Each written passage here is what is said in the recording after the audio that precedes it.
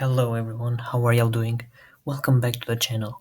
Today's video is gonna be a bit different because we are just gonna go over a cyber attack that happened in 2017. And that cyber attack is the Equifax breach. This cyber attack exposed the personal data of millions and serves as a powerful lesson in cybersecurity. So I will break it down in four parts and I will make sure to explain it as simple as possible so you guys can understand what happened, uh, who is Equifax, first of all, what happened, what were the consequences, and what can we learn at the end. So let's start. So, who is Equifax and why were they a target? Equifax is one of the big three credit reporting agencies in the United States, alongside Experian and TransUnion. Equifax collects financial data on over 800 million individuals. Things like names, social security numbers, birth dates, addresses, credit histories, etc., to help lenders decide who qualifies for loans or credit cards. With that much sensitive information in one place, Equifax was like a treasure chest for hackers. If you have ever applied for credit, chances are Equifax has a file on you, making it a prime target for cybercriminals looking to cash in on identity theft. How did the hack happen? The Equifax breach wasn't a stroke of genius by some shadowy mastermind. It exploited a very simple oversight. Here's how it went down. The weak spot. The attack began with a vulnerability in Apache Struts, a popular software tool used to build web applications. Picture it like a broken window on a house. If you don't fix it, anyone can climb in. This flaw, known as CVE 2017-5638, allowed hackers to send malicious code through a web form, tricking Equifax's system into running their commands.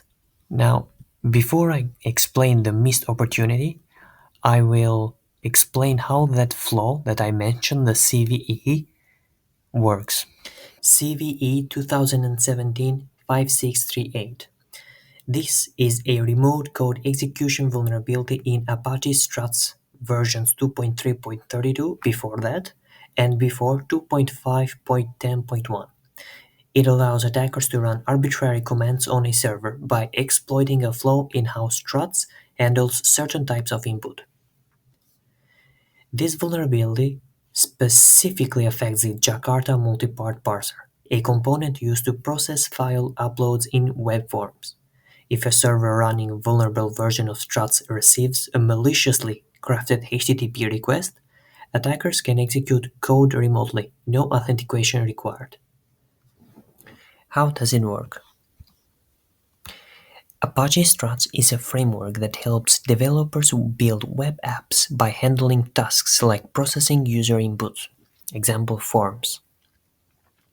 The Jakarta multipart parser is used when users upload files like a profile picture or document. The parser processes HTTP requests with a content type header set to multipart form data, which is a standard for file uploads. But here's where things go wrong. The parser doesn't properly validate certain parts of the request.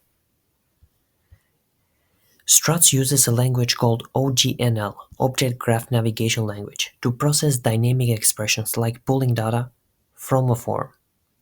In this vulnerability, the CVE, attackers can inject malicious OGNL expressions into the content type header of an HTTP request.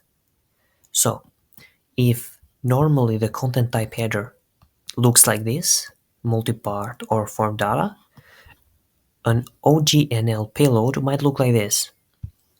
So you have the content type, which is again multipart and form data, and then you have some commands, which is who am I. Now, this tells the server to execute the whoami command, revealing the server's user account.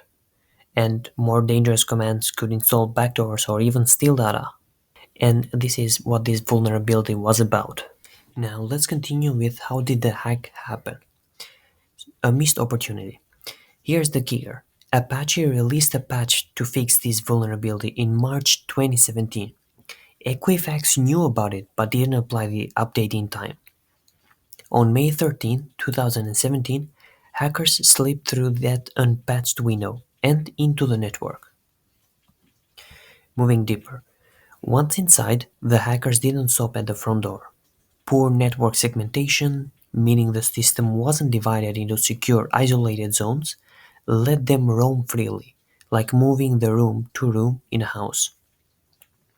They found plain text credentials, unencrypted usernames and passwords, and used them to access more servers and databases. The attackers operated for months, siphoning data without detection. Why? Because Equifax security team had led a certificate lapse for a tool meant to monitor network traffic, leaving them blind to the intrusion. What was the impact? So the scale of the breach. Hackers stole personal information from about 147 million people, nearly half the US population. That included names, social security numbers, birth dates, addresses, and even some driver's license numbers, and credit card details. Imagine losing your wallet, then multiply that by like 147 million. That's the scale we're talking about. Then we have identified theft risk. The data is a gold mine for identity thieves, who can use it to open fraudulent accounts, take out loans, or worse. Victims are still dealing with the fallout years later. And the Equifax's fallout? The company took a massive hit. They faced lawsuits and regulatory fines, culminating in a settlement of up to 700 million to cover penalties and compensate affected consumers. Their stock plummeted and public trust evaporated. Several top executives, including the CEO, stepped down amid the chaos. Now, these are some of the lessons you can apply to protect yourself. The first one is patch your software ASAP. For businesses, they shouldn't delay security updates. Equifax's failure to patch Apache struts was the key that unlocked this disaster. Set up a system to apply fixes promptly. And for individuals, keep your phone, computer, and apps updated. Those patches often fix vulnerabilities hackers love to exploit. The second one is segment your network. So for businesses, you should divide your network into isolated zones. If hackers break into one area, they shouldn't get a free pass to everything else. Equifax's lack of segmentation let attackers run wild. And as for individuals, this applies to home Wi-Fi too. Use a guest network for visitors or IoT devices like smart TVs to keep your main devices separate. Monitor everything. For businesses, use tools to watch for suspicious activity. Equifax missed the hack because their monitoring failed. Don't let that happen to you. And as for individuals, check your bank accounts and credit reports regularly for anything fishy. Free annual credit reports are available at annualcreditreport.com. The fourth one is limit access to sensitive stuff. So for businesses, only give employees access to what they need. Plain text credentials give Equifax's hackers a golden ticket. Encrypt and restrict access. And for individuals, don't overshare online and be cautious about who gets your personal information. And the last one is take charge of your security. Freeze your credit with Equifax, Experian, and TransUnion if you're worried about identity theft. It's free and stops fraudsters from opening accounts in your name. Use strong, unique passwords. A password manager helps in this case. And turn on two-factor authentication wherever possible. And this was it for today's video.